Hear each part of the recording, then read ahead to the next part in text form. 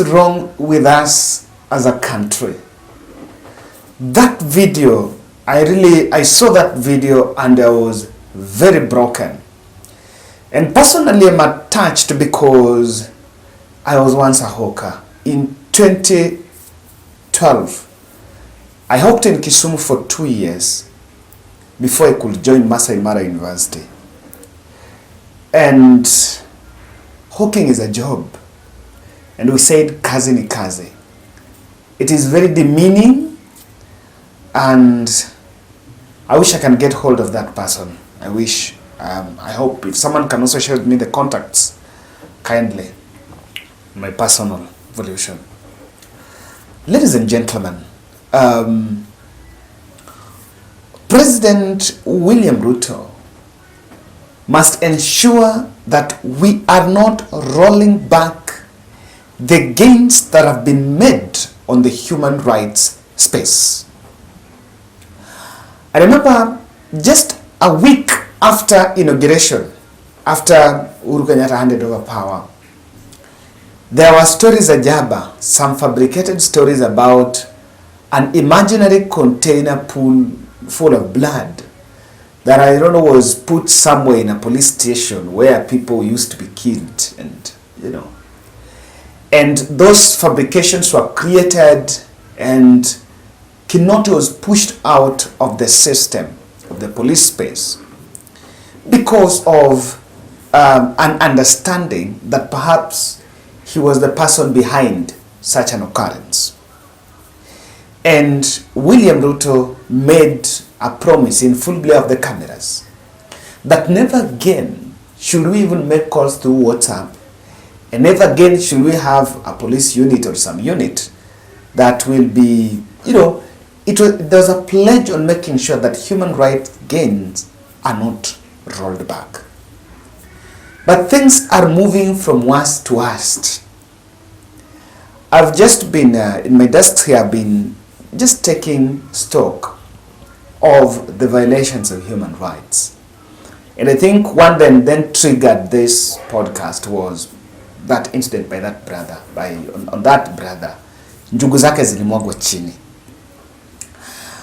Just the other day, we inhumanly brought down some buildings in Mavoko over the controversial Portland land, and not oblivious of the risk or the fact that we were pushing people out, and people had put some investment.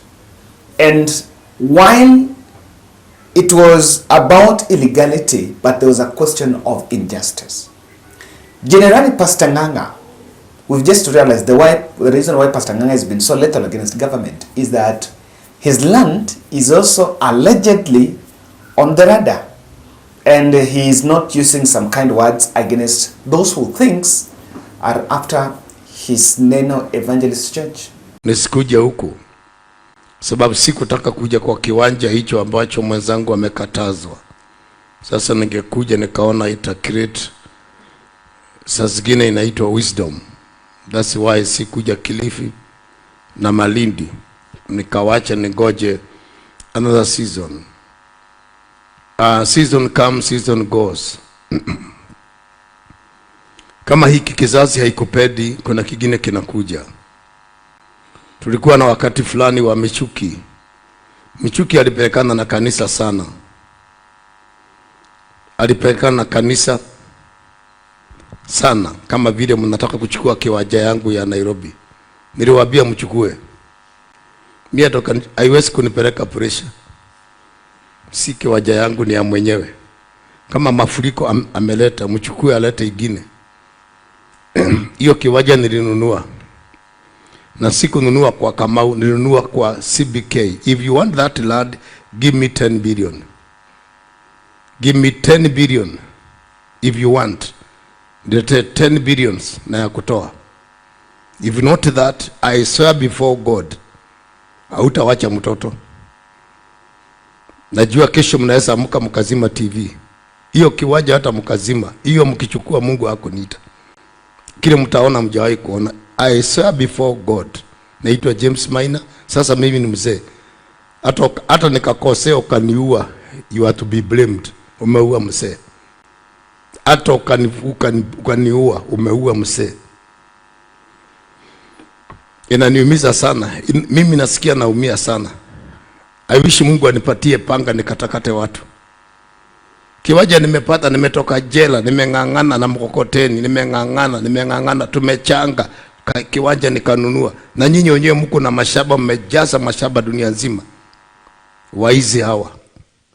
Mimi nitasema sababu I don't care you. Whoever is undermining that plot, ujue utakula maini yako. Kama ukimaliza vizuri Mungu hakuniita. Kile kitu kinaniuma mimi kabisa ni hiyo kiwanja. Amwezi kaa na degree zenyu. Mimi nikitoka jela mko wapi? Nimehangaisha watu na buduki. Nimehangaisha watu na visu. Nimeshika watu geta. Sijui watu gapi mimi nimeua. Alafu Mungu ameniokoa anipe mahali nimjengee madhabahu. Ile serikali ilikuwako ilitaka kuchukua hiyo kiwanja. Sasa hii tena imekuja, you want to take my land? How? Naitwa James Maina. Hata nikakufa leo mimi, hiyo kiwanja itawakula. Mackenzie alisema itawalamba, mimi nasema itawakula. Sometimes respect God. Si kiwanja yangu mimi, imeandikwa Neno Evangelism Center. Any minister who is undermining this plot, I'm giving you strictly warning. Mimi sirika yako, hatukusoma na wewe shule moja, mimi sikunywa maziwa ya Nyayo. I know my God. I wish ni ule wakati nilikuwa nabeba buduki nikukute. Ndio ujue. Inaniuma kabisa. Sasa naenda kotini, nimeitwa kotini. Kiwanja ya Mungu. Na zote hizi mmechukua, mashamba yote mmechukua. Hizi millions acres mko nazo kila mahali. Kwa nini msiende mkate hiyo? Hey. Hata Mungu angenipatia mimi niende nchi nyingine, mkikufa nisiwe hapa. Why can't you respect God? Hata kwangu mimi mtu wa 71 years. Kina Ezekiel hawa ni watoto, chezeni nao, wako na muda mwingine wa kuishi. Mimi niko 70 years. Nitajengea Mungu lini nyumba? Nitajega ongea na Ezekiel na hao wengine vijana. Mmecheza nao, mmefuga daipa. Mimi sikufuga daipa. Na nitaongea hivi kwa sababu mimi ni mtume. Kama hujui mimi ni mtume, ngoja uone ile kinakuja. Nitakufundisha ku respect God. Whoever you are. Either you are minister of finance, minister of police, minister whatever, respect God. Utawacha baraka kwa nyumba yako. Usipo respect Mungu, hiyo yote unafanya ni kazi ya kujirisha upepo. Na biguni tutakutana na wewe. Tutakutana matajiri na maskini. Sibahatishi, naongea mambo ya Mungu wangu. Kama alinitoa kwa pombe na kwa sigara na kwa kufugwa. Nilikuwa nafugwa Friday, natoka jela Friday, Tuesday nimekamatwa tena. For 20 years. Nilienda kwa waganga kutafuta hiyo dawa ndio nisikwe.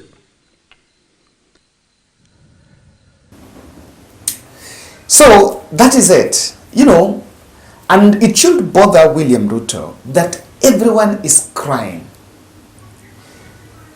I saw the PCA church, you know, the PCA church was negotiation between the PCA church in Kitengela and EPZ, the guy leading that. Those guys were crying, always crying. Pastor Nganga is crying. That young boy there, that young boy then cried, and I think even the person who made that video picked a song that was really emotionally attaching with the moment. And the reason why I'm saying there needs to be some keen observation on violation of human rights. Let's look at the next front. Kidnappings. Kidnappings. Look at this, the video is seen here. There's a Jeswa Try. Jeswa Try is the billionaire industrialist who was kidnapped in full glare of camera. That was on a Friday. And after he was kidnapped on one fine Friday, I think that was last month at one point, so he went missing. And after he went missing, you know, this thing took the attention of the country, because if a billionaire can be, you know, if you look at that video, the way the whole scene happened, it's something that looks very intentional, something that was well planned and well choreographed. And you know, people were watching and people were helpless. They couldn't do anything. Then we talked about it, and remember, this guy was this billionaire is on the oil space, is on the sugar space. So the very weekend, while the country was still asking or wondering why the said businessman had been kidnapped, President William Ruto was on a tour in the western region and took a swipe and warned that businessman of the three choices. And that was about the issue of the Mumias. He was allegedly being accused of the man behind the hike in the sugar space, in the hike on the sugar prices. But even after he was moved out of the space, I don't think the prices have improved. The prices are still where they were. They're still high. So Ruto will then come and say three choices, that you either die, you either go to heaven, the Mambo Matatu slur. And that Mambo Matatu slur, I remember analyzing it here, saying that when the king speaks or when the president speaks, what do the juniors understand? And maybe William Ruto might have just had made a political blunder by putting that Mambo Matatu, because that Mambo Matatu seems to be the rider. And it seems to be what is giving people the impetus to do some of these things that are happening in this country. Hakuna mtu ako na kitu hapo. Hawa wakora wote watoke. Ninyi mnanielewa? Nimewaambia hawa wote hapo watoke. Hiyo kampuni ni kampuni ya wananchi. Na tutaipangia upya. Hakuna kesi, tuta-entertain hapo. Kesi watoe. Na wao wenyewe watoke. Ninyi mnanielewa? Tunaelewana? Na nimewaambia mambo ni mangapi? Matatu. Wakitaka kuniletea kisirani, either wahame Kenya, ama nitawaweka jela, ama wasafiri waende mbinguni.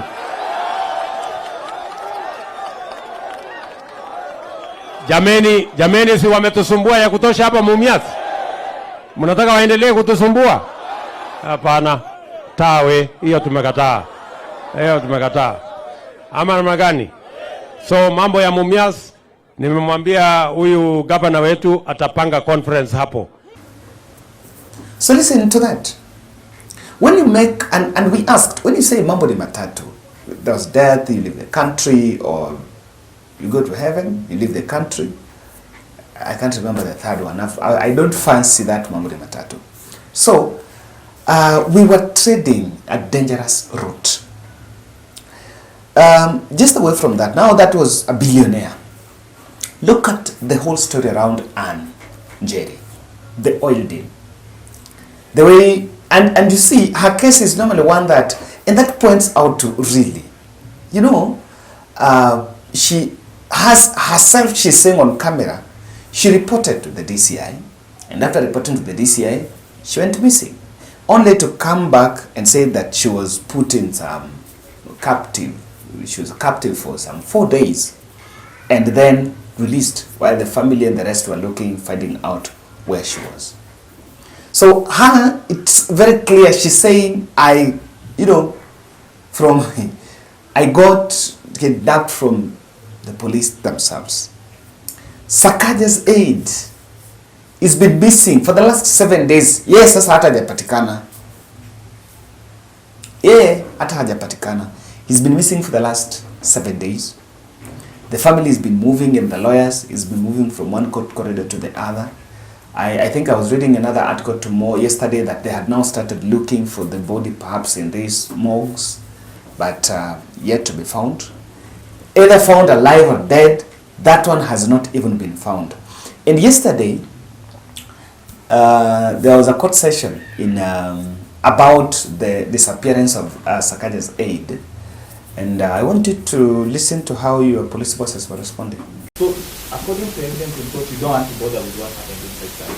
Where are the CCTV cameras? Your Lordship, I had finished my statement. I was saying beside Salit, even before the couple arrived at Salit, the CCTV is important for us. both inside Sarit and even before they left? Even before they entered Sarit. Okay, I will also take it even further, and even after they left Sarit. Correct, Your Lordship. Thank you. Now, in terms of, this was very important. You'd have expected them to try and extract this CCTV information immediately. Now that you said it's a very serious issue. Your Lordship, we have not ignored. I said we opined. We haven't ignored the CCTV coverage in and outside the center. Answer my question, and we are trying to help each other so that we understand where the problem is. If this was a very serious issue, as you said, it has been reported on the 10th. You have heard the DCI, OC himself, and you understand in your training CCTV footage will be very important.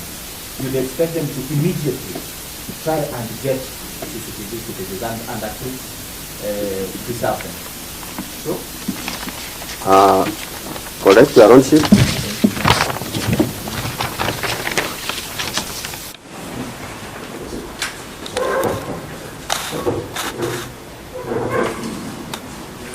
Lastly, as I finish, in terms of your position, it is true that there was a unit that was formed and was actually attacking people from the police, which was disbanded by the current president. That is a fact, at least. I'm not aware, Your Lordship. You're not aware of that? Okay. Now that you say it was disbanded, what is the question? Yes, I'm going to the next one. It started by that. So currently, as we speak, it is true that there are other allegations of civilians being abducted, and allegations are pointing towards police. At least that we've had. No, Your Lordship. That one you've not had. Is there a... Kwa nikisubiri kila wakati kupewa import permit ambayo sikuwa ninajua inahitajika, na wakati tunasubiri nilienda kumuona CS Chirichir, na ndio akaniambia mafuta sio yangu tena, mafuta ni ya kampuni inajiita Garana. Kaambia sijauza mafuta yangu wala sija sign mkataba na hiyo kampuni inajiita Garana, kwa hivyo mafuta ni yangu. Ndio akasema haiwezekani na nifanye kwenda kwa CID headquarters kurecord statement, na nikafanya vile, na kufika pale after kumaliza ndio ilikuwa wakati wangu wa kutoweka. Nikaigizwa ndani ya nyumba kiwa nimeshikiliwa nafuata nyayo mpaka nikaingia kwenye hiyo chumba ambayo iko na mattress tu na chain ya kufungiliwa, na nikaambiwa na takikana niseme ukweli na nisidanganye, manake nikidanganya hiyo ndio itakuwa mwisho wangu wa kuishi na wala sitaona watoto wangu tena. Na nikawaambia yale nimeandikisha katika DCI office, it is truth na haina uongo wowote, na hiyo ndio statement nitafuata mpaka kesho yake. Kaniambia atakuja kesho uamue either utaishi hapa milele wala utaenda kaburini. Nikasema sawa. They are very comfortable.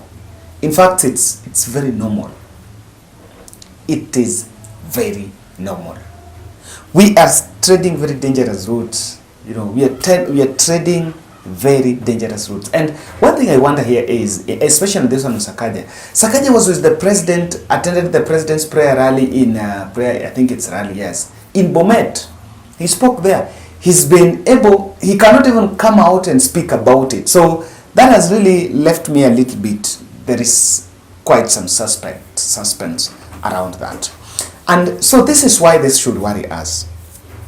If indeed there is another ring of, forces that are working outside the law, then the whip should be cracked. We should have a crackdown on that ring.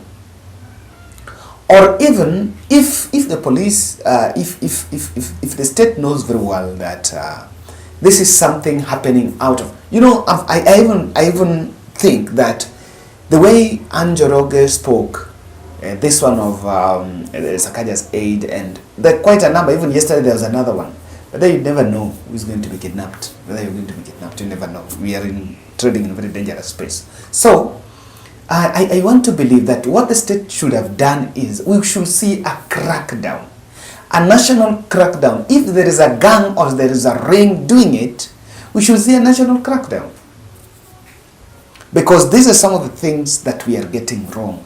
As William Ruto might actually run on the space of I'm reviving the economy, I'm stabilizing it, it will be stabilized, I'm planning to stabilize it.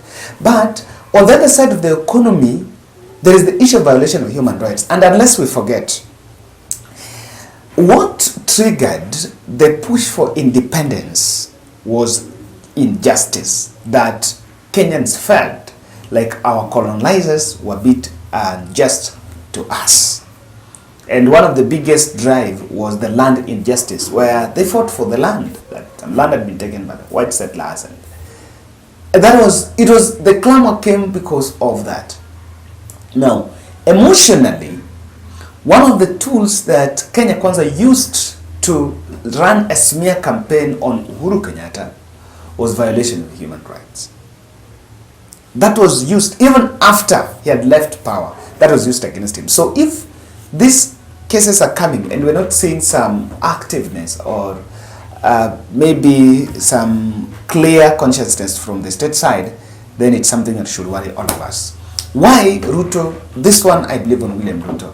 This one, Ruto, Mr. President, you must come out and address. This one rests on you because it's denting the image of the government. I believe the civil society organizations can raise their voices, international bodies can raise their voices, but this one, I believe we must do something. Remember, I listened to the speeches in the foreign, in the European Union, and it is to President Ruto's speeches in the European Union Parliament, and I was so much touched. There was a lot of the big voice, the nice things, and the international face and the figure and Mr. Nice of the Africa. But back home, people are crying. I think even this doesn't look well. Why Ruto must do this is because the social injustice that is meted on innocent Kenyans is denting the image of the government. And in fact, it is very dangerous than even the economy question. Because what will be people left with if this will create the culture of civil disobedience? I know most of you, all of us, quite a number of us, watched the video of the TikToker who confronted the Kanjo. When Kanjo got to her car, and probably, I don't know what had happened, and they wanted to, according to her, she was on the right, but Kanjo wanted to maybe solicit some funds from her. She lost her temper and said, let's go with you. Remember the way that hot viral video that went through, how she confronted the Kanjo. That's what I'm saying. Now, when people realize that they are helpless, then they really need to. Now, one thing that worries me is, if indeed true that Kenya Kwanza came to power through the blessings of the spiritual kingdom, then why is it that we are not walking the talk? Yeah, and of course, I know that one thing that is going to happen here is the voice of the church in our political space is going to go down. Probably it's not something that is bad. According to me, it should even go down because they have failed, according to me, they have failed to meet the bill. Yes. They're the ones that should have been telling William Ruto that, you know what, this is right, this is wrong. The only people that are coming out to tell William Ruto what is right or what is wrong is the Catholic. But the evangelicals that believe that Kenya Kwanza was their own product have gone silent. So we are spending time every Sunday Bible and posturing. Yeah, but on Monday to Saturday, the dark state is actually, the dark state is what is coming out prominent. But the white state, while Ruto presents a white state, but there is another clique of forces that presents the dark state. And lastly, Azimio la Umoja and the opposition forces must come out and they must amplify this. They can help reduce. They should amplify these violations. Just the same way Raila Odinga and the team have been speaking about G2G, which is on the economy, the Angeris case. I honestly believe that they also need to come out and speak about these violations. You know, they also need to amplify. If there are people that should be coming to their rallies and the videos that the Railas and the team should be sharing, even in their social media spaces. I saw Raila Odinga had a TikTok. The videos and the photos that they should be sharing are the videos of these violations, because probably that will also raise the situation. You know, I've seen government side, Kimani Chungwa regarding the team can only respond to Raila. So even if this is raised by some people down here, they don't. But if Raila raises this, it is going to cause. I don't know whether if this is also raised, someone will say, "Why did you raise it, wakati wa Uhuru? Is it right to do it because maybe such were there during Uhuru's time?" But then we are Ruto must be careful, because the reason why this is dangerous is because if this continues and he believed Uhuru Kenyatta was wrong, but this is also going on during his time, Kenyans might have a different judgment, of course, even during Uhuru time, who was then doing it. Thank you. If you're coming, you are moving your office locations from one place to the other, you need a reliable company that shall guarantee you safety, professionalism, and ensure that your stuff is delivered in time and at the right place. Contact Top Mark Movers, they're the best in town. Visit the website www.topmarkmovers.com, or you can as well talk to them directly using 07 19 17 43 93. Top Mark Movers, quality is everything.